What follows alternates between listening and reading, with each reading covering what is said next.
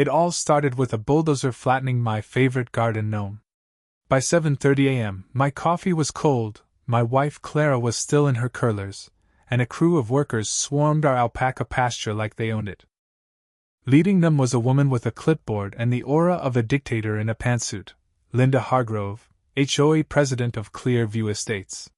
She wasn't asking permission. She was giving orders. This was the day I realized retirement wasn't going to be peaceful. It was war. Clara and I had escaped the city for 10 acres of quiet bliss, rolling grass, stubborn oaks, and alpacas grunting us awake. No traffic, no nosy neighbors, just us and our fluffy herd. Then Linda showed up, waving blueprints for an infinity pool, claiming our land was part of their expansion. Parcel C22, recreational zone, she snapped, as if our home were her sandbox. Her paperwork had our address wrong, 1342 Maple Grove Lane instead of 1342. A typo had unleashed this suburban invasion. I stood there in sailboat pajamas, clutching a mug that read, "World's Best Farmer." Clara gripped a skillet, ready for battle.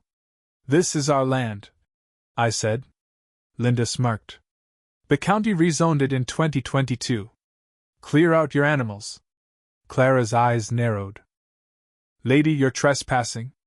Linda waved her clipboard like a royal decree. "Community progress benefits everyone." Progress? They were setting up signs for a pool while our alpaca, Lord Puffy McFluff, spat in a worker's face. We called Sheriff Tate, who arrived with a half-eaten donut and zero enthusiasm. Linda offered him an iced mocha. He took it. "Your deed says one thing, their map says another." He shrugged. "Sort it with the county." As he spoke, the bulldozers roared, tearing into our pasture. Clara muttered about booby traps. I told her to hold off. Barely. The county office was a nightmare, voicemails, hold music, and finally Gary, a clerk who sounded like he'd sniffed glue. "Typo," he chirped. "File Form 32A, wait 6 weeks. 6 weeks? They were pouring concrete. By dusk, a sign read, "Construction entrance, watch for wet cement." Clara stared at the stars, whispering, "Wild boars." I knew we needed backup. Enter my nephew Ethan, a real estate lawyer who once sued a bakery for mislabeling handcrafted scones. He rolled up in a hybrid, armed with folders and a mug that said, "Litigate then celebrate. This is a zoning dumpster fire." He grinned, setting up a legal war room on our picnic table. Our deed was airtight, but the HOA's digital map claimed our land. Ethan filed a cease and desist and planned a court date. Meanwhile, Clara and I got creative. We painted protest signs on old fence boards. "This is a farm, not a flow-tie zone." And, "No pool, fool." We waved at passing cars, drawing honks and curious stares. Linda cruised by in a golf cart, her visor gleaming. "Cute," she sneered. Ethan fired back, citing California Property Code 821.7. Her smile twitched. She sped off, but the fight was on. Clara dressed our alpacas in t-shirts. "No means no pool," and "backstroke elsewhere." Ethan filmed it, and the video went viral. Lord Puffy McFluff spitting at a drone hit 2 million views. A news crew dubbed us the Furry Rebels. For a moment, we had the upper hand. Then Linda retaliated. She passed an HOA ordinance declaring our pasture essential for community morale, and sicked animal control on us, claiming our alpacas were feral. The officers left after Puffy spat on them, but Linda wasn't done. Her ex-husband, George, showed up with wilted daisies and a warning. Linda was gunning for a regional HOA award. Our land was her ticket. "She's ordering fake artifacts online," he whispered. "Roman tiles." Sure enough, we caught a guy burying a painted hubcap, claiming he was an antiquities expert. We set up cameras and a decoy relic, an old tire rim.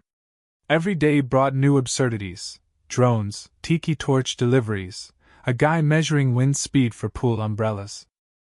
But the real chaos hit when a backhoe struck gold, or rather, a septic tank from the 1950s. The stench was apocalyptic. Brown ooze bubbled up, sending workers fleeing. One slipped into the muck, another vomited into a shrub. Clara and I watched from the porch, half horrified, half vindicated. Ethan sipped coffee. That's 4 health code violations. Health inspectors in hazmat suits swarmed the site, muttering about lawsuits. Linda arrived with air fresheners, claiming the sludge could be a spa feature. Nobody bought it. Ethan handed her a court summons.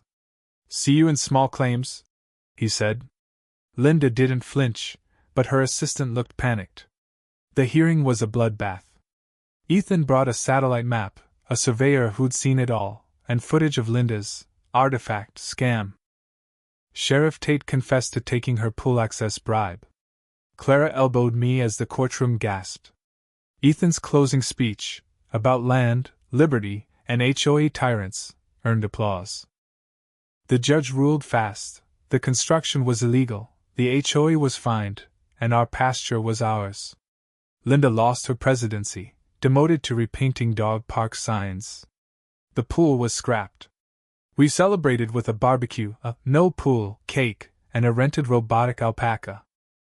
Sheriff Tate helped reseed the grass, swearing off Linda's lattes. Ethan even got the county to rename Clearview Drive to Alpaca Way. Peace returned. Lord Puffy McFluff rolled in the dirt, king of his domain. Ethan's podcast about zoning wars went viral, our story its star. But then, a new sign appeared by our driveway. Future community tennis court, pending approval. Clara crossed her arms. Puffy grabbed the shirts. The war was over, but the fight? Never. What do you think? Was our prank-filled resistance, alpaca t-shirts, viral videos, fake relics, too far, or just right? Should we have played dirty to save our home?